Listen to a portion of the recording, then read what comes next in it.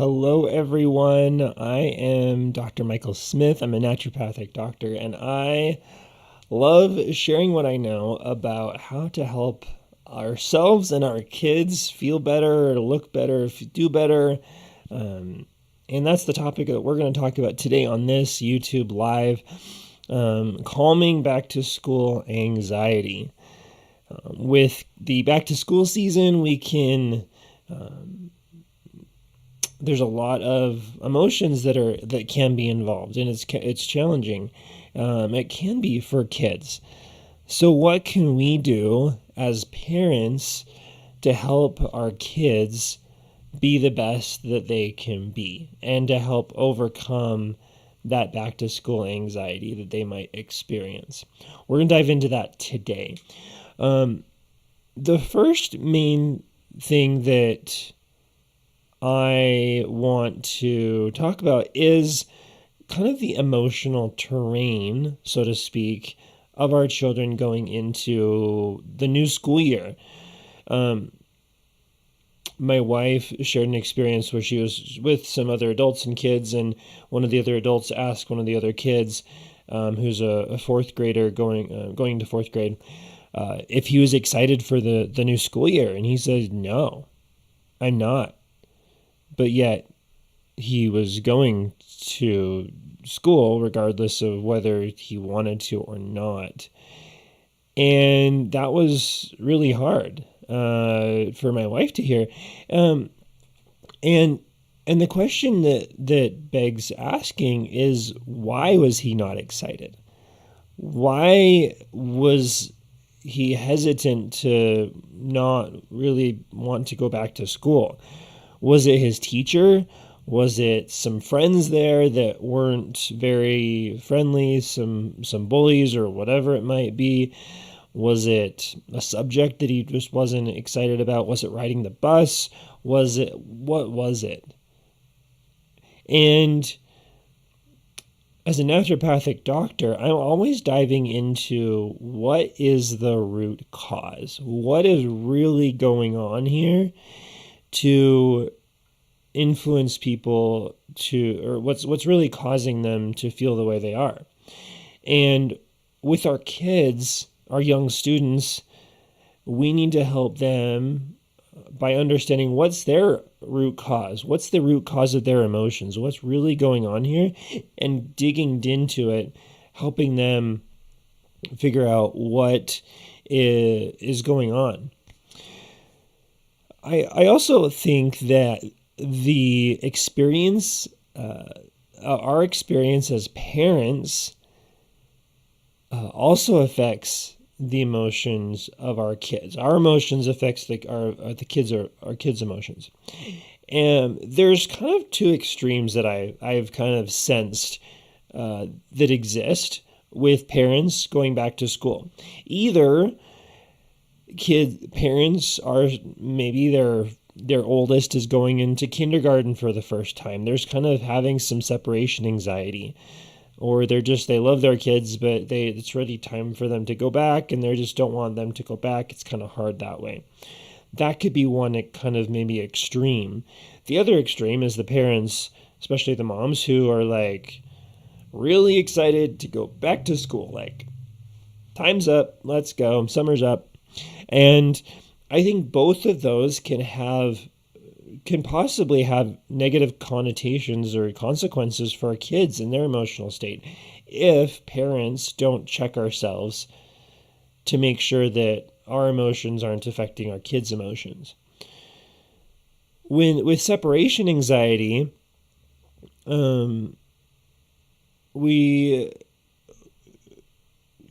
we can do as parents is to really pause and recognize that there are many good things that are going to come for our kids. What can we do to help get them excited? And kind of checking ourselves before talking, before reacting, before making our kids feel uncomfortable, being worried for them, and then picking up on that. That doesn't always happen, but it does happen. On the other end, with the parents, the moms that are really excited for kids to go back to school, making sure that how we talk about that doesn't make our kids feel not wanted or not needed. Our kids listen to what we say. It's painful to admit that. With even me as a dad with two kids, our kids are listening, and we need to make sure that what they're listening to, whether said or not said, in our conversations, is helping them feel loved and valued. Ultimately, with the emotional health of our kids, we need to make sure that they have a safe place to come home to. At the end of the day, they have been in a room with 30-ish of their peers, sitting down for a long time, not maybe getting as much one-on-one attention as they might want or need. So when they come home, we need to be that safe place, that I'm using a cup, my hands are cupping, helping hold that nest idea, a safe place for kids to come home to. They need to know that home can be a safe place. Now, our homes don't need to be perfect. They rarely will be, but at least we can do our best as parents to help set our kids up for that success, to help them feel that love that they need, so that it's not just come home from school, watch a show, eat dinner, bedtime stories, and they're in bed. Like, there needs to be there needs to be opportunities for deep connection. And really, I think that's those foundations of family life, foundations of emotional health, can really help with kids dealing with their anxiety, not only going to school once on the first day of school, but going back and back and back for the second, the third, the 100th, the 180th day of school.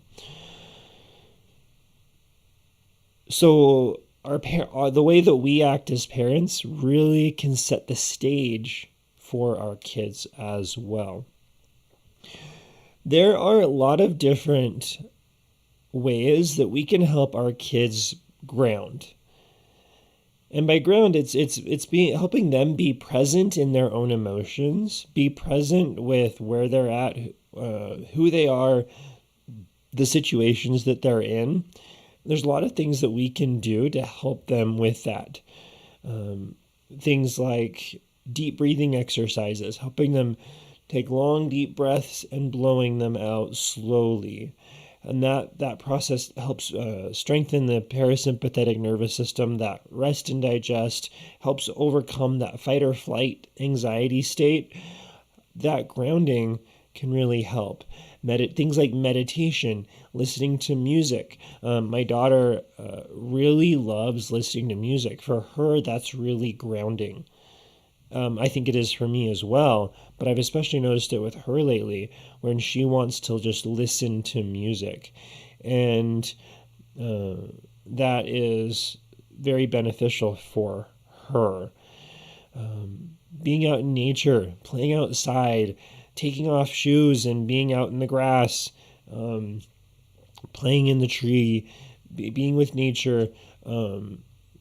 There's emotional freedom technique tapping, where we can just tap at certain places of our body that correlates often with acupressure points, but also just kind of combining that with some psychology and really helping calm that nervous system, strengthening the vagus nerve.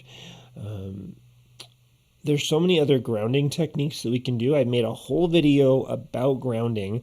I will put the link in the video description after this recording, so that you can go and watch that and kind of get more in depth on different ideas on how to help you ground and also help your kids ground as well.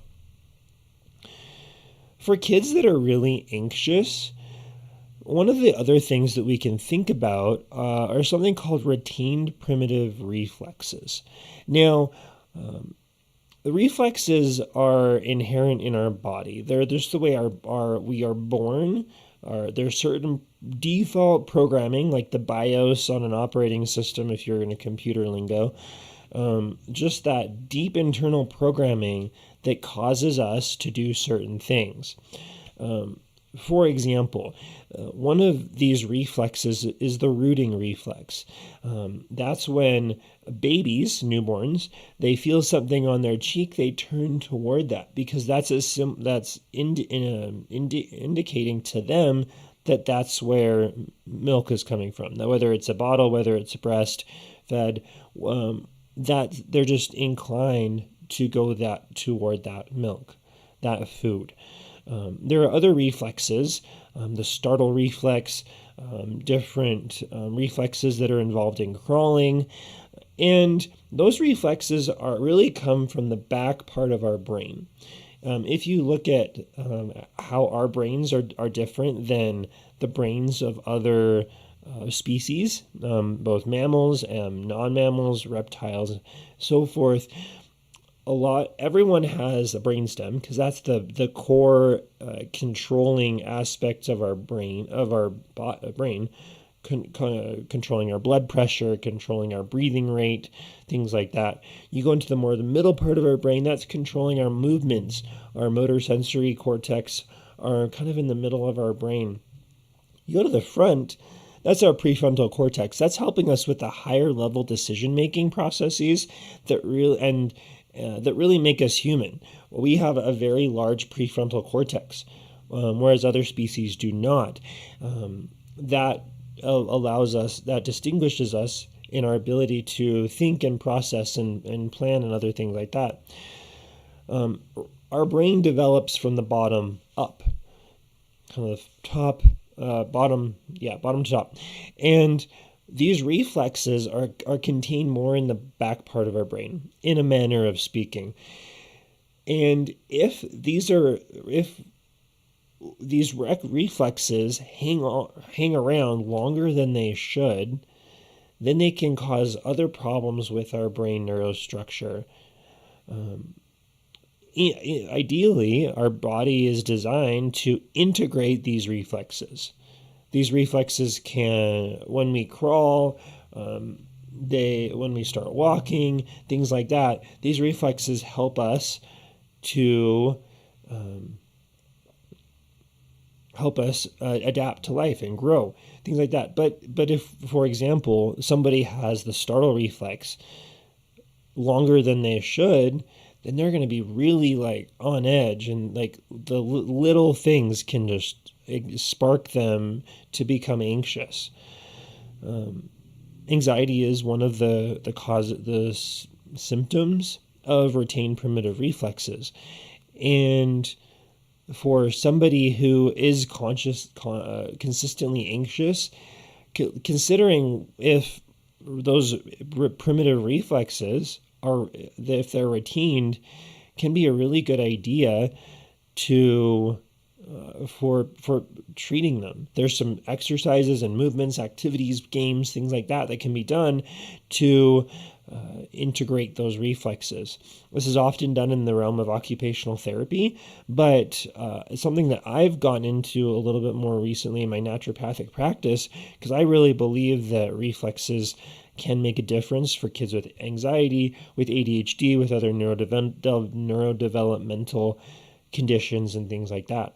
So we can think about reflexes as being maybe involved with somebody who's a child who's consistently anxious. There are lots of different natural supplements that we can consider. Things like rescue remedies, flower essences, very gentle, calming blends, both in drops formats, and there's little dissolvable, chewable pastilles is what they're called, that we can get. The Bach flower is the brand name, and it's the rescue remedy. homeopathics, working very similarly to flower essences. Gelsemium is one that I've often used for anticipatory anxiety, like people who are really anxious about something going to happen.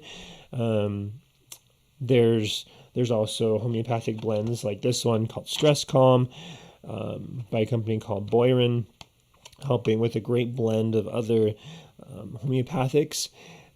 That can be helpful for some people. Again, this is not endorsed by Boyron at all. It's me just sharing some things that I love, and of course is not medical advice or recommendation, but things that you can consider. One of the other great plants that help with calming the nervous system is lavender. Lavender is great on so many levels.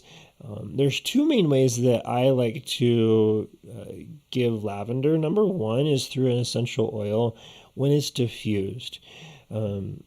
Diffusing it helps it go into the air, and the aroma can help with calming the nervous system. We need to be careful with some essential oils that we don't overdo it, especially if we're applying it to the skin, making sure that there's a carrier oil. There can be a lot of negative, unwanted consequences that can come from essential oils if we're not careful. The other form of lavender is this version is called Lavella by Integrative Therapeutics. There's another version called Calmade by Nature's Way. Very similar, if not identical product. There's other versions of this as well. This is lavender oil. It is not lavender essential oil. There's a difference between the two. But this is a capsule, probably more for our older students, older kids, teenagers, and even adults. I love taking this. It helps me calm down. The one negative consequence, side effect of taking this is you get lavender burps. So after the capsule is dissolved, the lavender oil gets in our stomach, and we can get a burp or that feeling of lavender coming up, and it may or may not taste good depending on if you like lavender. So I personally like it. I love the taste of lavender, but that's something to keep in mind. Lastly, there can be some hesitancy with kids not wanting to go to school from an anxiety perspective, and it can manifest more as stubbornness, where they're just not wanting to go to school. They're irritable. They're not thinking straight. You can tell that there's something that's off, but you don't know what it is.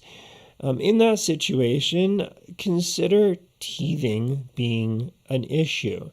So we often talk about teething with babies, kids getting their first teeth, 6 months, a year, more than that. Their baby teeth are coming in. But we have the whole teething cycle repeat itself when kids are losing their baby teeth and their adult teeth are coming in.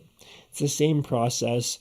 The process of the teeth coming through the gums can be really hard, can be really irritating, can be really aggravating for kids. The challenge being is that kids don't recognize it. They might ultimately know that their teeth are hurting, but they may or may not, depending on the age, have the words to describe it. So as we talk about kids that are being really stubborn, really anxious, really irritable, teething is something that I often would I have to remind myself. My kids have been losing their teeth and getting their adult teeth, and we're in the middle of all of that, of dealing with kids that are really stubborn and irritable and not fun. One of the remedies that I default to the most is homeopathic chamomilla.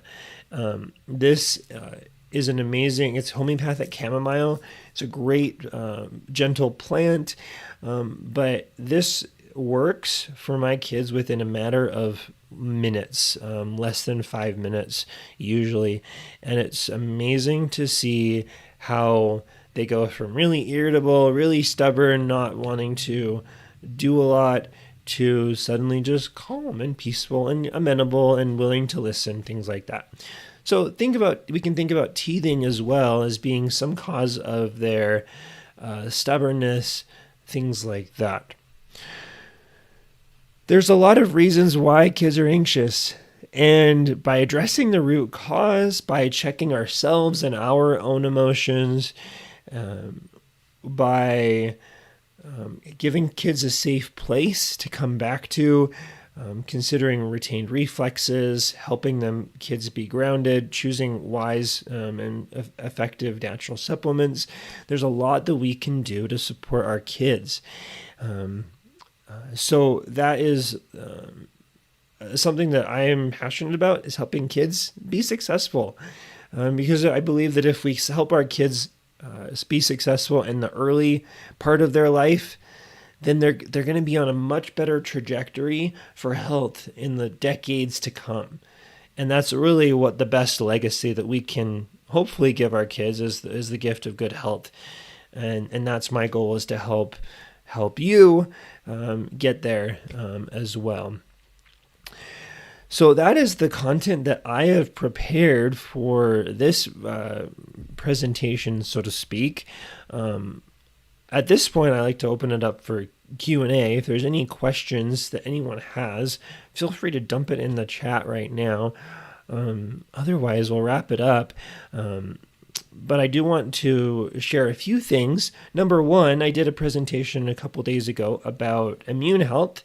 That video is on YouTube, on my YouTube channel. I invite you to check that out, about how building the foundations of health, about helping kids when they do get sick.